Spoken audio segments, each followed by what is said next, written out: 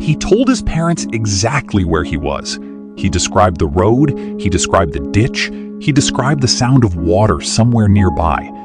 For 47 minutes, his father listened to his voice on the phone, driving toward him in the dark, certain they were only minutes from finding him.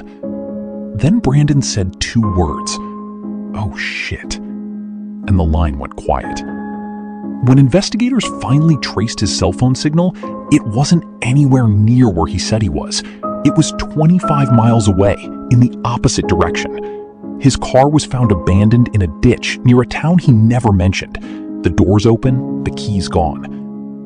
19-year-old Brandon Swanson had described his location with total confidence, and he had been wrong about all of it. Or investigators were about to discover something far stranger. Maybe he wasn't wrong at all. This is the story of a young man who disappeared while his father was still on the phone with him. Every theory about what happened to Brandon Swanson eventually runs into that contradiction. The confidence in his voice and the 25 miles of Minnesota farmland that didn't match it. Brandon Victor Swanson was born on January 30th, 1989 in Marshall, Minnesota, a small city of around 13 or 14,000 people in the southwestern part of the state, built mostly around agriculture. His parents, Brian and Annette Swanson, raised him there, along with his younger sister. By every account from people who knew him, Brandon was the kind of kid who made his parents' job easy. He was curious, bookish, and interested in how things worked. He liked reading, he liked science. He wasn't the loudest person in a room, but he was well liked, and people described him as responsible in a way that stood out for someone his age. He graduated from Marshall High School in 2007. Instead of leaving town right away for a 4-year university, Brandon chose to stay close to home for a year and enroll at Minnesota West Community and Technical College at its campus in Canby, about 40 miles from Marshall. He wasn't studying something abstract. He'd picked a program in wind energy, training to work on wind turbines, a growing industry in a state with a lot of open land and a lot of wind. A practical decision from a practical kid. The kind of choice that suggested Brandon knew what he wanted and was quietly working toward it. Physically, Brandon was easy to describe. He stood about 5'6" and weighed around 120 pounds, with naturally curly brown hair and blue eyes. He wore black wire-framed glasses, had a small scar above his left eye, and was legally blind in that eye, a detail that becomes relevant later when investigators try to reconstruct exactly what he could and couldn't see in the dark that night. He had his ears pierced, and on the night he disappeared, he was wearing a white t-shirt under a blue striped sweatshirt, baggy jeans, a black hooded jacket, and a white Minnesota Twins cap turned to the side. Small, specific details like these matter in a missing persons case. They're what investigators, and later the public, would have to hold on to in the absence of anything else. May 13th, 2008 was the last day of classes for the academic year at Minnesota West. Brandon didn't head home right away. He stayed in Canby that evening to celebrate the end of the semester with friends. Over the course of the night, he went to 2 different gatherings. People who were with him later told investigators he'd been drinking, but not heavily, and not to the point where anyone thought he seemed impaired in any serious way. Becomes one of the quiet threads running through everything that happens next. Was Brandon disoriented that night because of alcohol, or was something else going on? Before midnight, Brandon left Canby to drive the roughly 30 miles home to Marshall, back to the house where he lived with his parents. It should have been an ordinary drive. He'd made it before. But for reasons nobody has ever fully explained, Brandon didn't take the main highway. He took back roads instead, gravel and dirt roads that wind through farm country, connecting one small town to another with no streetlights and very little else. It's not entirely unusual behavior for someone who grew up in that area, comfortable with rural roads and looking to avoid a longer, more predictable route. But it's also the decision that placed him somewhere search teams would spend years trying to reconstruct. Just before 2 in the morning, Brandon called his parents. He told them his Chevrolet Lumina had gone off the road and into a ditch, and that he couldn't get it back out on his own. He said he wasn't hurt, he just needed a ride. Brian and Annette Swanson got up, got in their truck and started driving toward where Brandon said he was. According to what they later told reporters, Brandon sounded certain about his location. He told them he believed he was near a small town called Lynd, roughly 7 miles southwest of Marshall, and he described features around him that matched that area well enough that his parents had no reason to question it. They stayed on the phone with him the entire drive, despite some dropped calls along the way, trying to close the distance between them. When Brian and Annette got to the area Brandon had described, they couldn't find him. They couldn't find his car either. They flashed their truck's headlights, hoping Brandon would see them and be able to guide them in. Brandon, according to what he told them, was doing the same thing from his end, flashing the lights on his own car, hoping his parents would spot him. Neither set of headlights found the other. This is where the case starts to separate from a simple story about someone getting lost. Because Brandon wasn't just guessing at his surroundings, he was describing them. He mentioned hearing water somewhere nearby. These are specific physical observations, not vague impressions from someone who has no idea where he is.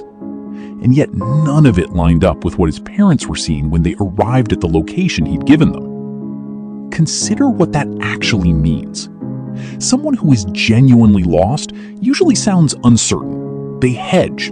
They say things like, "I think I'm near," or "it might be around here somewhere." Brandon didn't do that, according to his parents. He gave them a specific town. He described physical features consistent with that area. He sounded like someone reading off a mental map he trusted completely. The contradiction at the heart of this case isn't just that he was in the wrong place. It's that nothing about how he described his surroundings suggested any doubt at all. Eventually, Brandon told his father he was going to leave the car and walk. He said he could see lights in the distance that he believed were coming from Lynd, and that he was going to head toward them on foot. He told his father to drive to the parking lot of a bar in Lynd and wait for him there. Brian started driving toward that meeting point, continuing to talk with his son as he went. Shortly after 2:30 in the morning, about 47 minutes into the phone call, Brandon suddenly said, "Oh shit." Then, nothing. No explanation, no scream, no sound of a struggle that anyone has ever been able to identify. Just silence on the line. Brian and Annette tried calling him back multiple times. The calls didn't connect. Brandon Swanson has not been seen or heard from since that moment. At 6:30 that morning, Brian and Annette drove to the Lynd Police Department to report their son missing. What happened next became one of the most consequential parts of this entire case, not because of what it revealed about Brandon, but because of what it revealed about how missing adult cases were handled in Minnesota at the time. Officers told the Swansons that it wasn't unusual for a young man Brandon's age to stay out all night after the last day of college classes. Annette later recalled one officer telling her it was Brandon's, quote, right to be missing. Annette knew immediately that something was wrong. She would say later that as his mother, she understood something had gone seriously wrong, regardless of how ordinary the situation. Might have looked on paper to police who didn't know her son, but under the policies in place at the time, there was no formal requirement for an immediate investigation into an adult who hadn't been missing very long. Minnesota law at that point treated missing child cases and missing adult cases very differently. A missing child triggered an automatic urgent response. A missing adult, even one who had just spent 47 minutes on the phone describing a location that didn't match reality before going silent, did not carry the same legal weight. The distinction wasn't really about age. It was about the assumption that an adult leaving without explanation is more often a choice than an emergency, an assumption that would later become the exact target of the legislative fight the Swansons took on. Later that morning, Lynd police did begin searching, checking the town and its immediate surroundings. They found no sign of Brandon anywhere nearby. Recognizing they needed more resources, they brought in the Lyon County Sheriff's Office, led by Sheriff Joel Dahl, to help expand the search. This is where the case takes its first real turn. To narrow down where Brandon might actually be, investigators pulled his cell phone records. And what those records showed didn't match what Brandon himself had described to his parents. The calls had been routed through a cell tower near the intersection of two county roads close to the town of Minneota, along State Highway 68, the main route between Canby and Marshall.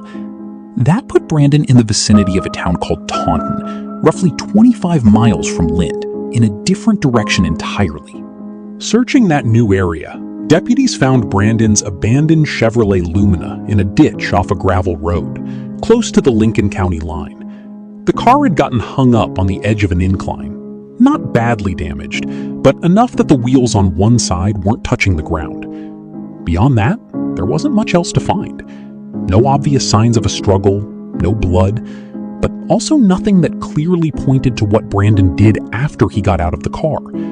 The ground around the vehicle was grass and gravel, not the kind of surface that holds a footprint, so there was no way to tell which direction he might have walked.